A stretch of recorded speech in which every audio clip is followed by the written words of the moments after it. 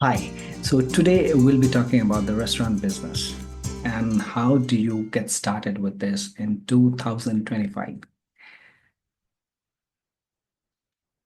Before COVID, the restaurants were doing great. The offline restaurants, I'm talking about the dine-in takeaways. Post-COVID, people are scared to launch their own restaurant. And if I talk about myself, I did launch a restaurant. I started a restaurant and I exited successfully. And that too, I did it during COVID. So it was not an easy task when many restaurants were closing in the market, right? COVID, everyone is aware of COVID. Restaurants were just closing, shutting down. I was firm on starting my own restaurant. So I was in Singapore. I came back here. I lost my job and I was like, how do I serve my family? How do I serve the community? It was a tough time for every one of us. So restaurant was something that was kind of close to my heart because I belong to a place where people like feeding other people like serving other people. And I don't want to make it specific to my place, but eventually everyone loves to serve others. It's just that it's our mindset, and we just have to cultivate that growth mindset and come forward and serve others, right? So today I'm gonna share with you a step-by-step guide on starting your own restaurant in 2025. You can call it restaurant, you can call it restaurant, whatever it is. I'll not get into that because we are not talking about pronunciation here, but we are mostly talking about how to get started with this business. So first thing in restaurant business is, and the most important thing is the location. When you open your restaurant, and that too, if it's a dine-in, you should be focused on the location where you are going to open it. For example, if you open a restaurant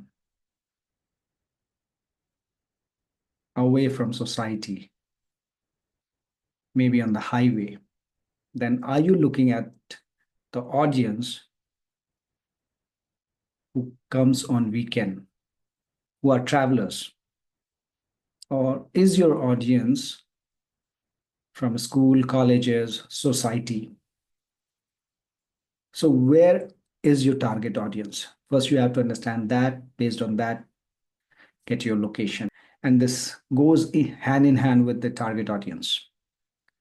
Once you have figured that out, then you can move to selecting your menu, whether it will be veg, non-veg, or you want to keep mix of both. So generally, what I have observed is if you are, again, this is your niche, this, and you can go down, make it a micro niche. Now, within veg, you can have certain items. Within non-veg, you can have certain items only. You don't want to focus to all the customers, right? Initially, you can start with small. Maybe if you want to start, I'd suggest go ahead with Chinese items because people love that in restaurant, whether it's veg or non-veg, right? So go with one item and create a subset of that item or maybe items around it. And then you create the menu. Now, once you have menu created, you have location, you have your target audience, you'll definitely go for the shop, right? The place. I would suggest, even if it's a dine-in and you are low on budget, go for a small place, maybe 200, 300 square feet, something like that. Keep it small. But if you are good on budget, right? Because restaurant will need somewhere around 5 lakhs to 15 lakhs to start with, depending on the budget you have, depending on how you want to scale it up. whether it's your first time, or maybe you had a family business and you want to expand it to some other city, some other place, right? So based on that, you can select the place, whether you want to select 200 square feet, or you want to go for 3,000 square feet, or you want to go even more than that, right? It's completely up to you. And that's again depending on your budget, right? So once you have location, target audience, your menu decided, your shop, then you should go for license. We'll just talk about two licenses, and there are many other licenses. So these two are the most important. First is your food license, which is FSSAI, Food Service Safety License, and the other one is Shop Establishment License, right? You can register this business under your proprietary to begin with. Once you have a chain of your restaurant, you can change proprietorship into LLP or private limited, any kind of business, right? But I would suggest go ahead with proprietary, and it takes time to build a chain of restaurant, right? So you have food license, you have shop establishment license, you have registered your business. If your turnover over a period of time, you think it will cross 20 lakhs or more, go for GST, right? You should have GST, goods and service tax. Initially, you don't need GST, but again, talk to your tax advisor, talk to your CA, financial advisor, and get some inputs from them on GST. I'm not the right person for that. Go ahead, speak with them. Once you have all the licenses, then you can go ahead with the options that you want to serve your customer. It can be dine-in or takeaways, right? Or you can keep mix of both. Now, what is dine-in? Dine-in is when people come to your place, come to your shop, come to your restaurant, and you serve them there, right? Many restaurants, what they do, instead of serving the customers, they let them self-serve, right?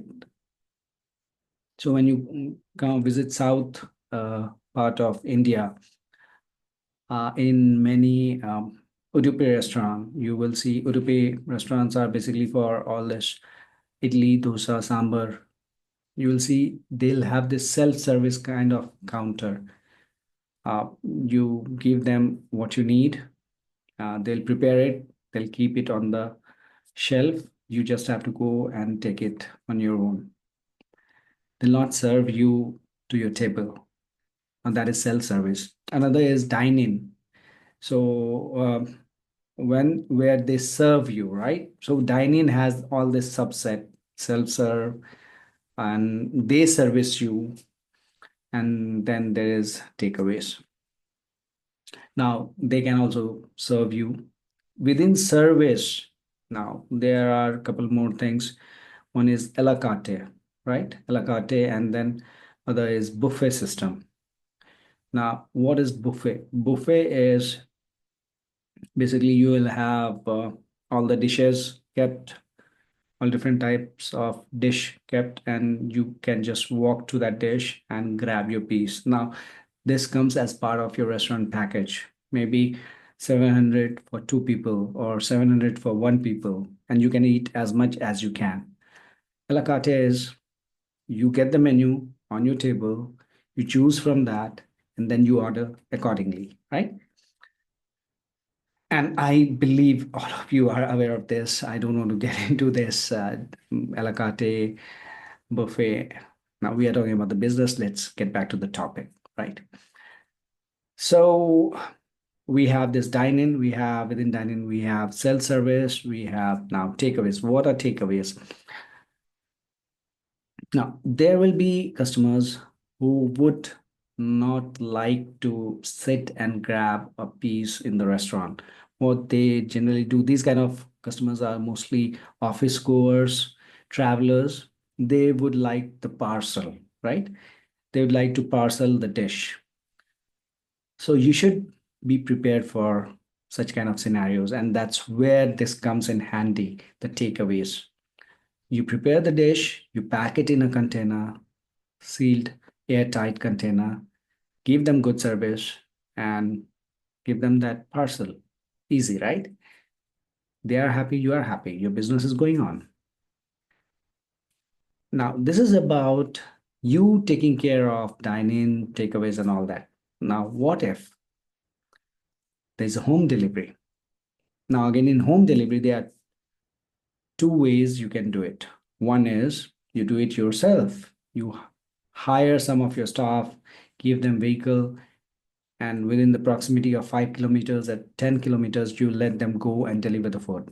That is one way. Another way is you list your product, your items on Zomato or Swiggy in India. Outside, it's Grab. Uh, there might be some other Food Panda, uh, any other platforms, right? There's DoorDash, and many other platforms are there. So yeah, different countries have their own players. So yeah, we are mostly talking about the India here, and in India, Zomato, Swiggy is the number one players in the market. You can go with one platform initially, and you can choose which platform you want to go ahead with, Zomato or Swiggy, based on whether they are good in that location, their service is good in that location. And then you can also check their commission, their rate, and prices, and all those things. And then you can select which one works best for you. So this is all about setting up the restaurant. And once you are on Zomato, Swiggy, you have your dine-in, your service. And for all this, you have to have your billing system, and which is the POS, point of sale system. So have it electronically placed in your computer, in your laptop, get all the receipts so that it looks more legit. The business looks more trustworthy. Have your restaurant on Google, get some reviews, ask for reviews. If you don't ask, people will not give you. So go ahead, ask for reviews, ask them their feedback apart from the reviews while they are dining, give them good service, ask them how's the food, did they like it or not. It's okay. Sometimes, things might not work your way. Make sure you hire the right staff. Make sure you have a great chef. The most important part of the restaurant is your chef and the service. Now, service starts with greeting. So your front desk should be disciplined, educated, enough in the hospitality sector, right? And your chef, he should be the one who cooks in a way that people love and die to come to your restaurant, right? Definitely the ambience of the restaurant has to be great, because see, people will not taste your food from outside. First, they look at the ambience. Remember when you visited the last restaurant, some place which was uh, extreme north, right? You never went there, and you are traveling and you saw some restaurant. There were four restaurants, but you went only to one. What was the reason going there? Was it the menu? Was it the food taste? Or was it the ambience? Because from outside, the only thing that you will look at is the restaurant, right? How does it look? And when you slowly walk towards the restaurant, you get inside that, you will look at the ambience. And if that ambience is great, you will get inside that restaurant. You have a great place to sit, you have air conditioned room, or at least you have fans, right? You have good light, clean desk, hygiene, everything properly maintained. You will definitely love to sit there instead of sitting in some other restaurant which is not even hygiene. So These are the very small, but in hospitality sector, the most important things, right? Most important factors that determine whether your restaurant will scale or not. So this is all about starting a restaurant business in 2025. And I would never suggest you to go with one strategy. Keep updating your strategy, have multiple options, dine-in takeaways, putting it on food delivery apps like Zomato, Swiggy, have your own home delivery. Try everything out if you want to get successful in this business. It's a competitive market. And again, you can differentiate from others with your micro niche.